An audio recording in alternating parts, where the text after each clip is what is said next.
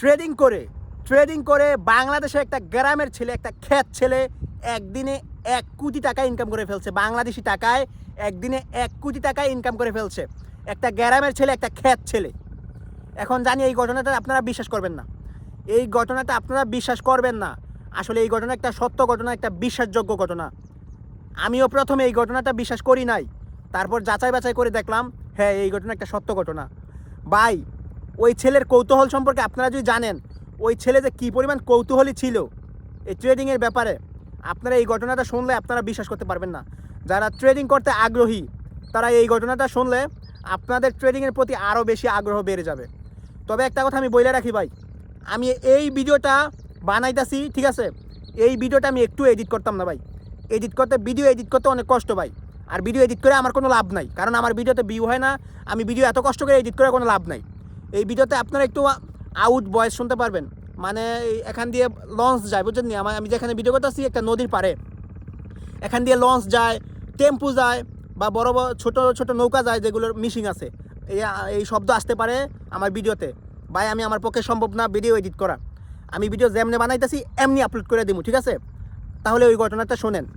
একটা গ্রামের ছেলে ট্রেডিং করে 1 কোটি টাকা ইনকাম করছে, একটা সত্য ঘটনা। আমি কই ভাই, ওই ঘটনাটা আগে বলি। ওই ছেলে, মানে যে ছেলে 1 কোটি টাকা কামাইছে, ওই ছেলেদের বড় ভাই, গ্রামের যে বড় ভাই আছে না, গ্রামের বড় ভাইয়েরা যখন একসাথে বসে ট্রেডিং করতো, কিছু বড় ভাই লাভ করতো, কিছু বড় ভাই লস করতো। এবং মানে ওই ছেলে দেখতেছে যে বড় ভাইরা, কিছু বড় ভাই মোবাইল থেকে টাকা ইনকাম করতেছে, মানে মোবাইল থেকে টাকা কামায়, আবার কিছু বড় ভাই লস করতেছে, হতাশ হইতেছে। ওই ছেলের মনে কৌতূহল জাগলো, কিরে মোবাইল থেকে কীভাবে টাকা কামায়, আবার মোবাইল থেকে কীভাবে টাকা লস করে, আমি তো জানি না এটা কীভাবে কামাইলো, কীভাবে লস করলো, আমি তো বুঝি না। তারপর ওই ছেলে ওই বড় ভাইদের সাথে বসে এই ট্রেডিং করা দেখতেছে, কীভাবে ট্রেডিং করতেছে, মানে কীভাবে বাই দেয়, কীভাবে সেল দেয়, কীভাবে বাই করে, কীভাবে সেল করে, মানে ওইগুলো দেখতেছে, বৈশা ওই ট্রেডিং দেখতেছে।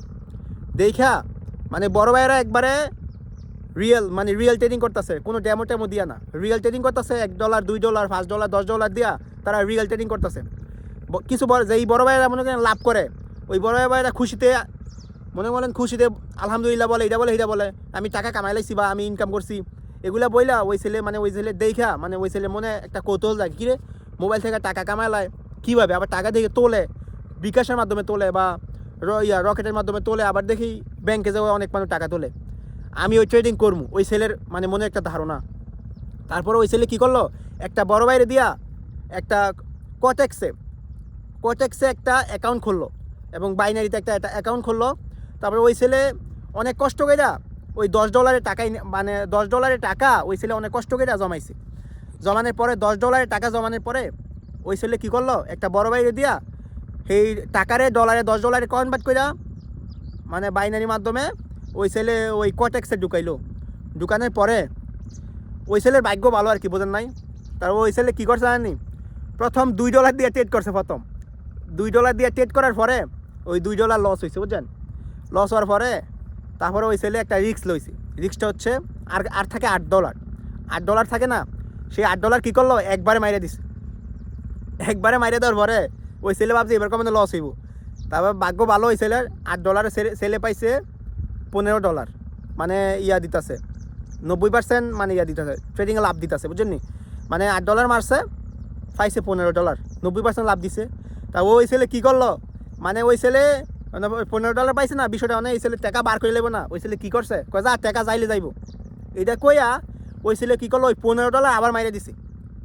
$15 মারছে মতো, ওই ছেলে ভাগ্য ভালো, ওই $15 থেকে আবারও লাভ হয়ে গেছে। তারপর ওই ছেলে যত টাকা জমাইতেছে, যত ক্যাপিটাল হইতেছে, ওই সমস্ত ক্যাপিটাল দিয়া সে ওই মনে করলেন ট্রেড করতে আছে, ট্রেডিং করতে আছে। তারপর মনে করলেন ট্রেডিং করতে ওই ছেলে বাংলাদেশি টাকায় 1 কোটি টাকা ইনকাম করে ফেলছে ট্রেডিং করে। ওইটা যখন তার এলাকার বড় ভাইরা দেখলো, সবাই হতাশ, সবাই অবাক, কিরে ওই করছে কি, আমরা এতদিন ধরে ট্রেড করতেছি। ওই এলাকার বড় ভাইরা বলতেছে আমরা এতদিন ধরে ট্রেড করতেছি, আমরা কামাইতাম না $1000, ওই একদিনে $1000 ইনকাম করে লাইলো কেমনে? তারপরে বড় ভাইরা জিগাইলো, কিরে তুই কেমনে ইনকাম করলি? কয় ভাই, আমি যত টাকা কামাইছি ব্যাগ গিলা মাইরা দিছি, আমি যত টাকা ইনকাম করছি এই ট্রেডিং থেকে সব গিলা আবার লগে মাইরা দিছি। আর আমার একটাও মনে করলেন কোনো হয় নাই, কোনো লস হয় নাই, আমার সবগুলা শিওর শর্ট হয়েছে। সবগুলা শিউর শট হয়েছে আর আমি সবগুলা থেকেই মনে করলেন ইনকাম করছি। এমন কইরা একদিনে ওই ছেলে 1 কোটি টাকা কামাই লাইছি।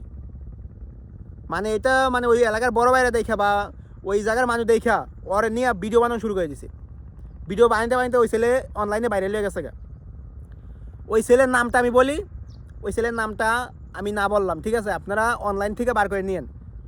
ওই ছেলের নামটা আপনারা অনলাইন থেকে বার করে নিন। আমি অনলাইন থেকে পাইছি, একদিনে 1 কোটি টাকা কামাইছে ট্রেডিং করে।